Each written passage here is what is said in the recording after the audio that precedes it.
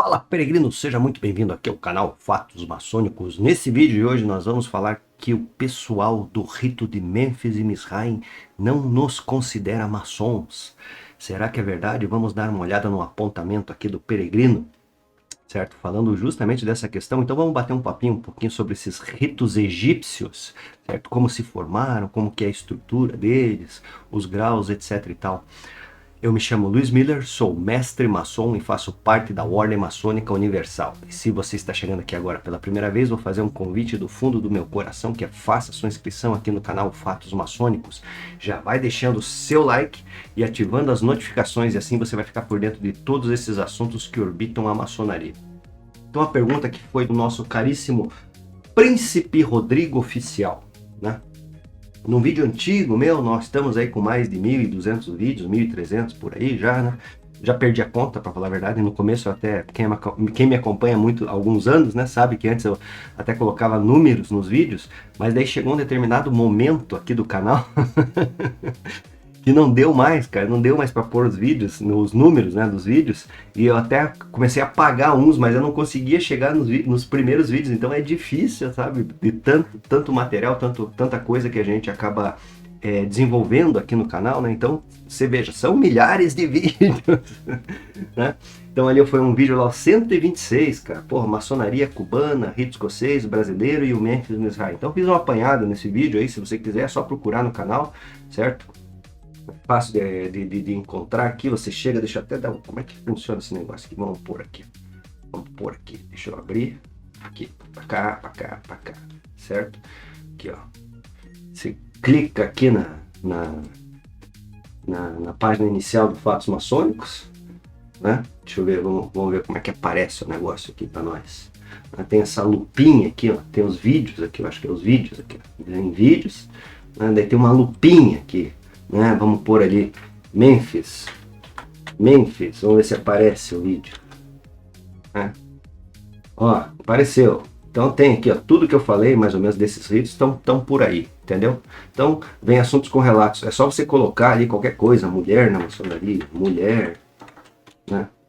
Põe uma palavra ali que vai aparecer tudo, certo? Então tá aí, é assim que funciona a pegada, certo? Então, beleza? Então vamos voltar aqui à questão, né? A pergunta foi aqui do Príncipe Rodrigo, né? Em relação à regularidade e reconhecimento do mito, não deve ser, é do rito Mênfis e Misraim.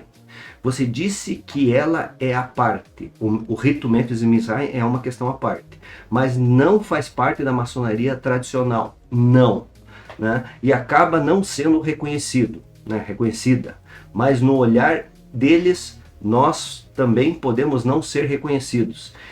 Quem é que determina quem reconhece o quê? Tudo não é tudo maçonaria do mesmo jeito? Na verdade, não. Não.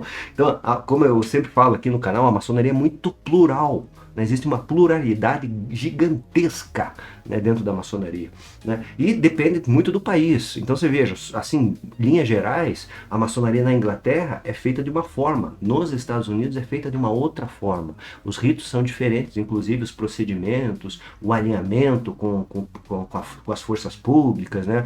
Eu digo em termos de obedecer Constituição. Todas as organizações maçônicas tradicionais obedecem à Constituição do seu país, né? Mas eu falei isso por conta da Inglaterra, que ela tem uma proximidade uma proximidade muito próxima é ótima, né? Mas tem uma proximidade muito grande com a monarquia, né? Então eles vão meio que seguindo algumas questões, e o grão-mestre lá também faz parte da monarquia, etc e tal, né? Então é uma outra pegada, certo? E daí lá na França é um pouquinho diferente, né? Na Itália é diferente, né? Em Portugal é diferente, aqui na América Latina é diferente, na América Central existem suas diferenças, suas peculiaridades, como um todo, e cada país vai ter a sua peculiaridade. E o Brasil aqui dentro do contexto da América do Sul, né? Também é muito peculiar em relação, por exemplo, ao Paraguai, Argentina, Uruguai, Colômbia, etc e tal, né? Os países aqui da América do Sul. Então é muito diferente, tem diferenças, né? Então o Brasil, por exemplo, eu acho, né, conhecendo tudo que eu conheço, eu acho que é uma maçonaria muito rica,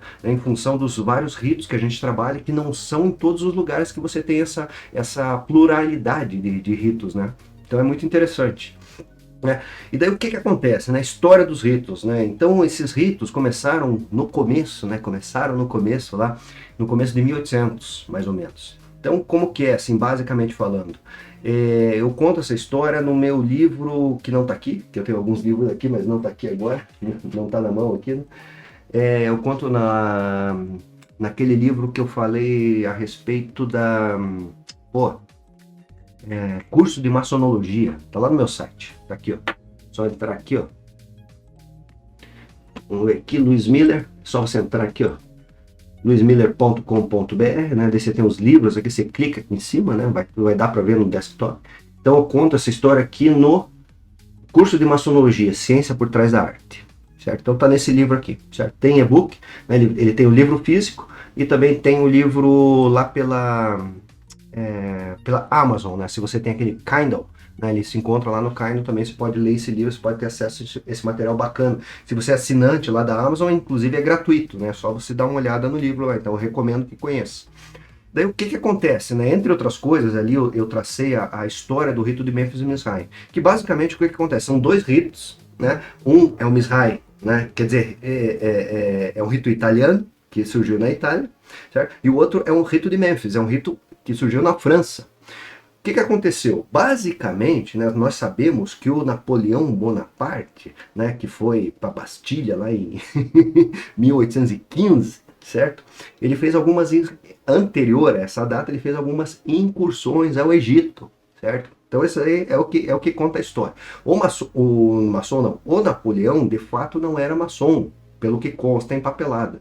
Ele poderia ser, eu acho que participava, né? Isso daí entra na especulação, porque não existe nenhum tipo de documentação que fala que ele era maçom. Mas a Josefina, por exemplo, que é a esposa dele, para quem não sabe, era uma mestre maçom, venerável, inclusive venerável mestre de uma loja do rito escocês, lá na França, né? Lá na França é diferente do Brasil, então é comum lá a maçonaria mista, né? Aqui no Brasil é pouco falada, em outros locais a maçonaria mista e a maçonaria feminina, no caso lá eu acho que ela era de uma loja feminina, desculpe, não falei mista, é feminina, né? Então tem que se ter em mente, na verdade, que existem linhas, né, e limites dessas linhas. Então você tem a maçonaria tradicional, que eu falo, né? Daí você perguntou quem que dá o reconhecimento, né? A primeira questão é conhecer isso, daí eu conto lá naquele meu curso, Entenda a Maçonaria, até nos ensaios essenciais da maçonaria do Niramita, que é um livro, né, eu conto essa história, né, que isso daí acabou surgindo lá em Londres, né? Londres, quando as lojas que trabalhavam de forma independente decidiram fazer uma associação maior, né? Criar a legislação, que virou as potências, né? Então a primeira potência foi a Grande Loja dos Modernos, né? Conhecido como Grande Loja dos Modernos, ou oficialmente Grande Loja de Londres e Westminster, certo? Então ali estava lá o primeiro grão-mestre foi o Anthony Sauer, depois foi o George Payne, depois o Jean Théophile des Aiguilliers, certo? Depois o George Payne novamente, depois o Conde de Montagu, né? Entrou a monarquia lá na maçonaria e até hoje o grão-mestre faz parte da monarquia, né? Não é um monarca, mas faz parte da monarquia, certo? Então ali surgiu esse ordenamento, né, do que a gente conhece como potência, certo? Então é uma associação, né, grosso modo falando, é uma associação que as lojas, é uma associação guarda-chuva, né? É um guarda-chuva onde as lojas ficam embaixo, né? Acabam se associando. Então, que nem minha loja, por exemplo, Luz, Vida, Amor e Liberdade, ela é associada, jurisdicionada ao Grande Oriente do Brasil Paraná, né? E Ato Contínuo, Grande Oriente do Brasil Paraná, é filiado ao Grande Oriente do Brasil. Então nós fazemos parte de uma federação aqui, né? As grandes lojas são um pouquinho diferentes. Tem a loja lá, por exemplo, Luz Invisível, né? É filiada à Grande Loja do Paraná, né? A Grande Loja do Paraná já é a potência, né, que trabalha no Estado, e essa é filiada lá à Confederação da Maçonaria Simbólica do Brasil. Então são assim, associações, na verdade, né? Então quem começou essa história foi a Inglaterra, com os modernos, né, a Grande Loja de Londres, que posteriormente, 1813, se eu não me engano, virou Grande Loja Unida da Inglaterra. Voltando à questão do Memphis Mizrahi, na verdade, como eu falei no começo, o Napoleão havia ido, né, o que conta a história pra gente, ele havia ido, certo? anos anteriores ali, certo? Ao Egito, etc e tal, e gostou muito, né? O Egito é um troço assim que, porra, chama muita atenção, muito peculiar, uma cultura muito diferente, né? Todos aqueles monumentos que existem, né? Cultura muito bacana, muito interessante, aquelas escolas de mistério, né? Sempre levantaram muitas coisas, assim, muita curiosidade por parte de todo mundo, né? Obviamente, certo? Então o pessoal lá da França acabou indo, né? O pessoal lá da delegação lá do Napoleão. E depois esses caras que faziam, né? Porque se diz que o Napoleão não era maçom, no entanto, todo o pessoal do entorno, inclusive, como eu falei, a esposa dele, faziam parte de linhas maçônicas. Então todo o pessoal que circundava ele, né? Que estava ali na sua órbita, fazia parte da maçonaria. Esses caras chegaram lá, acharam fantástico aquele negócio. E a maçonaria não existia uma regulamentação como existe hoje em dia, né? Então eu sempre digo pro pessoal, cara, a maçonaria é organizadinha hoje, sabe? Quem conhece a história sabe como o troço foi se desenrolando e não foi tão simples assim, né? Então, o pessoal vendo aquela questão toda, aquela riqueza cultural, né? Como outras questões que acabaram influenciando a maçonaria, também surgiu essa linha dos ritos egípcios, né? Então você veja, são ritos que começaram a surgir a partir de 1813, certo? Em 1830 se juntou lá mais ou menos, né? Não tem uma data muito precisa, mas nesse período, em torno de 1830, ou seja, o Napoleão já tinha ido popal faz tempo, né? E daí surgiram os ritos egípcios, né? Que seria uma maçonaria muito peculiar. Certo? E daí a questão das linhas, que aconteceu assim na verdade, a Inglaterra fez esse modelo, né, criou esse paradigma das cartas patentes, né, dando as patentes, e começou a nomear uma potência em cada país, mais ou menos, né, assim era anteriormente. Então cada país tinha uma potência que tinha um vínculo, né, dependendo da sua estrutura, tinha um vínculo com a Inglaterra. E já existia na França, obviamente, né? Naquela época lá, que era o Grande Oriente da França, que naquela ocasião, eu não sei se tinha perdido já a regularidade, mas já existiam, não sei se estava se formando ainda a Grande Loja da França, etc e tal, essa é uma outra história. Mas enfim, os caras não poderiam buscar uma regularidade lá perante a Inglaterra. Certo? E daí o que aconteceu? Eles montaram toda uma estrutura à parte, né, que chamam de soberanos santuários, né? Então cada país, dentro de determinadas linhas, e aí existe uma complexidade muito grande, né? Porque existem vários soberanos santuários em vários países. Então você vai lá, eu vou dar um número assim só para ilustrar a questão. Você vai lá na França, tem uns 5, 6 soberanos santuários do Memphis Misraim. Aqui no Brasil também, né, o pessoal fica meio na miúda, mas deve ter, ó, eu não duvido se tiver uns 10. Certo? E é verdade, você começa a pesquisar, né? Você vai pesquisar o Memphis Misraim, você vai ver que, de repente é uma potência lá, né, determinada que trabalha só no Memphis Misraim, né, que não tem nenhuma ligação com a maçonaria tradicional. Não existe uma carta de amizade aqui no Brasil, principalmente. Lá na Itália, por exemplo, faz parte da maçonaria regular. Então tem toda uma pegada que esse rito, né, daí tem as peculiaridades. Não é um troço muito fácil. No começo, lá na França, a gente viu muito esse movimento da maçonaria mista, né? E maçonaria feminina também, mas mais a mista, ou seja, homens e mulheres trabalhando junto. Certo? Só que aqui no Brasil isso daí basicamente é muito pequeno. Existe sim, a maçonaria existe, certo? Faz parte dessa maçonaria, como eu falo, liberal, né? Que nós temos basicamente a maçonaria tradicional e a maçonaria liberal. São duas linhas. Dentro da maçonaria liberal tem o pessoal que é mais conservador, né? Ou seja, uma maçonaria de homens, certo? Só que não tem o reconhecimento das maçonarias regulares e reconhecidas, né? Mundialmente, né? Eles até têm os seus reconhecimentos com, às vezes, outros países, etc. e tal, né? Tem muitas maçonarias dessa parte liberal masculina, né, que tem, por exemplo, tratado de amizade lá com o Grande Oriente da França. Isso é bem comum, para falar a verdade. Existem muitas organizações que têm esses tratados de amizade. Só que dentro desse contexto da maçonaria liberal, você tem as ordens mistas ainda, como o Lady Hot Woman, por exemplo, né, homens e mulheres trabalhando junto, e também tem a maçonaria feminina, que é muito... Essas duas são muito, assim, muito pequenas ainda. São muito pequenas, né, em face, por exemplo, a outros países que já é um movimento muito mais forte. Aqui no Brasil é muito tímido ainda, muito tímido, certo? E a maçonaria tradicional não reconhece de forma nenhuma. Então, o que acontece? Esse rito em específico, Memphis Mizrahi, a partir do momento que ele se consolidou, que foi mais ou menos nessa época de 1830, como eu falei, né, ele começou a criar uma própria estrutura, né, de potências, que são os soberanos santuários. Então, começaram a surgir no mundo, né, e esses soberanos santuários começaram, entre eles, das cartas constitutivas, né, as cartas de patente, que entre eles há um reconhecimento. Né? Em algumas hipóteses, obviamente, isso é muito possível, que essas instituições tenham, por exemplo, tratados de reconhecimento com outras potências femininas, por exemplo, como da maçonaria feminina, e outras potências da linha liberal, né, de homens, né? Maçonaria da linha liberal, mas só de homens, certo? É possível que existam tratados de amizade dos soberanos santuários com essa maçonaria liberal. Sim, sem problema nenhum, certo? Só que com a maçonaria tradicional, entendendo essa linha de Londres, não existe no mundo inteiro. Então tem essa pegada, né? Eu sei que é um assunto meio complexo, né?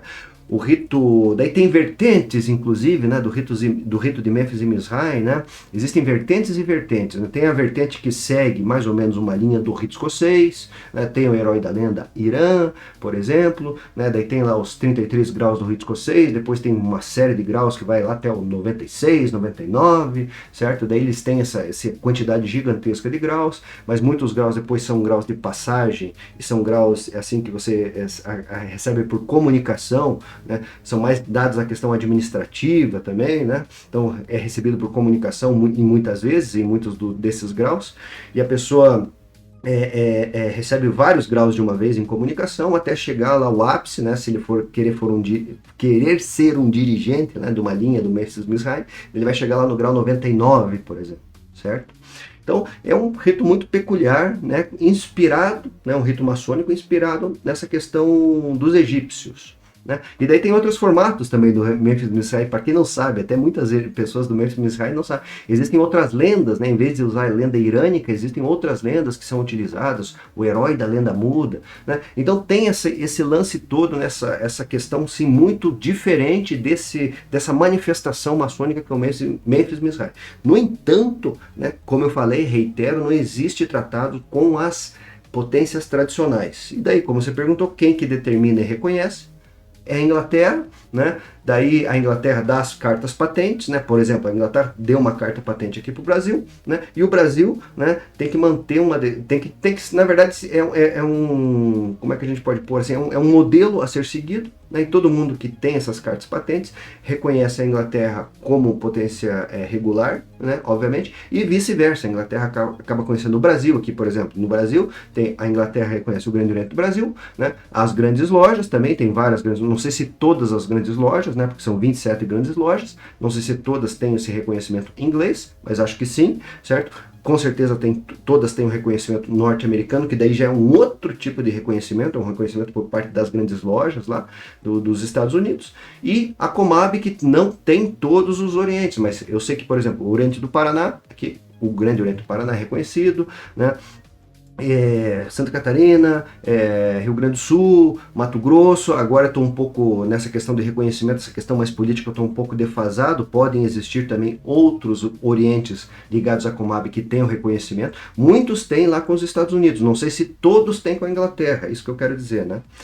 Pois bem, eu sei que é um assunto bem complexo, a gente fala de ritos, de manifestações maçônicas diferentes, peculiares, influenciadas pela cultura egípcia antiga, etc e tal, né?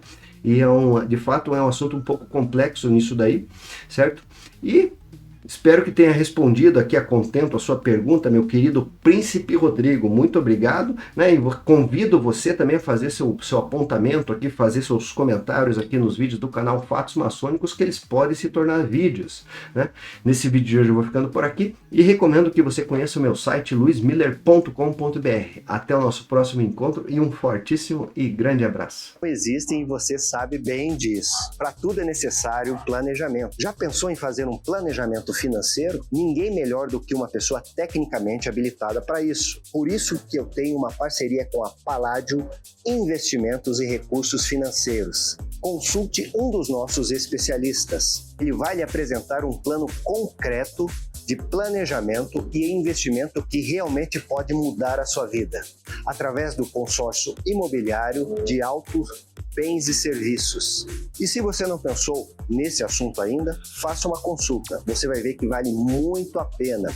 Use o código 7777 no WhatsApp aqui embaixo. Palladio Investimentos e Recursos Financeiros. Um negócio de irmão para irmão.